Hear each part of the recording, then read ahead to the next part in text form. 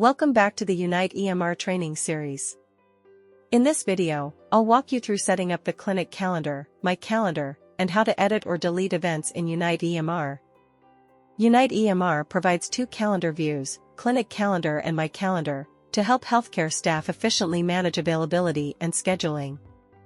The clinic calendar is used to set schedules at the clinic level for all staff, while My Calendar is meant for individual healthcare professionals to manage their personal schedules.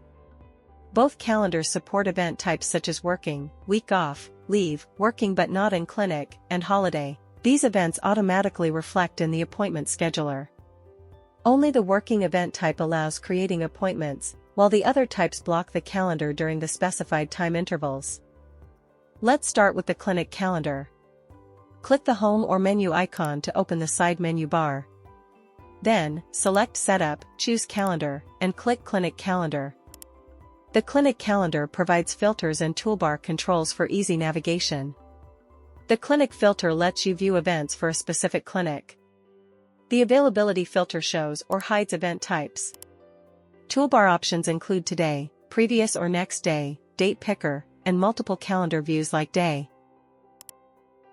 week, month, and agenda. The Export PDF option allows downloading the list of events from the agenda view as a PDF. To create a new event, double-click the event start date in the calendar. The clinic calendar pop-up opens. Enter the event name in the title field. Select the event type as working if you wish to set up clinic working hours, then choose the from date when the event should take effect. Set the start and end times using the time pickers. If the event applies for the entire day, select the all-day checkbox. If the event occurs across multiple time intervals, click the plus icon to configure additional intervals. You can also delete an interval if needed. In the Repeat drop-down, define the recurrence pattern. By default, Never is selected, indicating the event occurs only on the chosen date. Choose a recurrence option if the event needs to repeat and customize it accordingly. Add any notes in the remarks field if needed. Once all details are entered, click Save. The event will appear on the calendar and automatically sync with the appointment scheduler. You can edit events to reflect schedule changes. Double-click the event. If the selected event was created for a single date, the clinic calendar pop-up appears. You can update the title, type, date, from end to time, and remarks. After making the necessary changes, click Save. Changes appear immediately in the calendar and scheduler. If the selected event is part of a recurring series, an Edit Recurring Item pop-up appears. You will be prompted to choose whether to update just the current occurrence or the entire series. Edit Current Occurrence opens the pop-up for the selected date only. Make the necessary changes and click Save. Edit the Series opens the pop-up for the entire series. Here you can update the repeat section as well. Once updated, click Save. Changes will apply to all events in the series and reflect in the calendar and scheduler.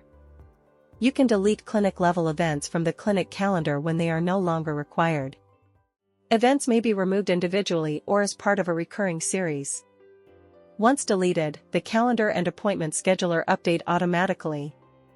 Locate the event you want to delete and click the delete icon above the event. If the event was scheduled for a single day, a delete event confirmation pop-up appears. Click Delete to confirm and remove the event.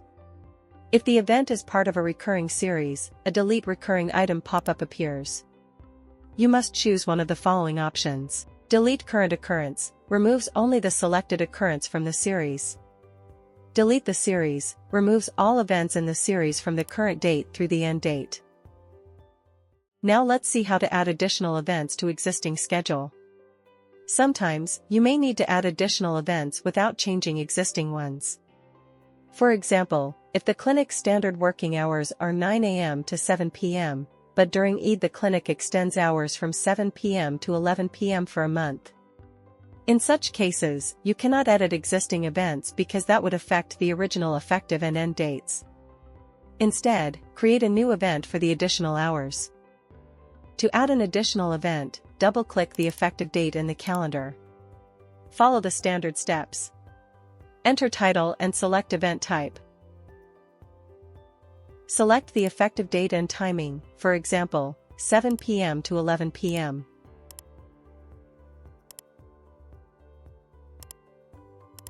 In the repeat section, define recurrence such as daily or every day, and select an end date.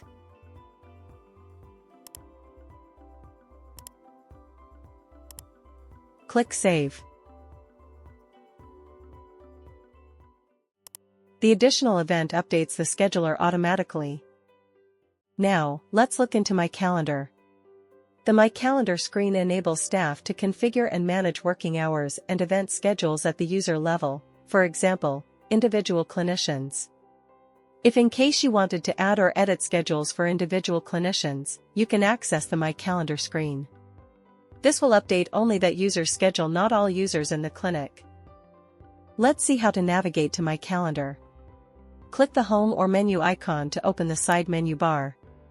Then, select Setup, choose Calendar, and click My Calendar. My Calendar has similar controls as the clinic calendar, with user-specific filters. Staff can view schedules for specific users, even multiple users at the same time. When creating an event, an additional drop-down appears to select the users for whom the event is being created. All other functionalities, creating, editing, deleting, recurrence, and syncing with the scheduler, remain the same as in the clinic calendar. Here is a quick summary of this video. The navigation path showed how to access the clinic calendar and My Calendar screens. The introduction explained that these calendars help manage clinic-level and user-level schedules, automatically syncing events with the appointment scheduler. The video also demonstrated how to create events by entering details such as title, type, date, time, recurrence, and remarks. Finally, we looked at how to edit, delete, or add additional events, including options for single occurrences or entire recurring series.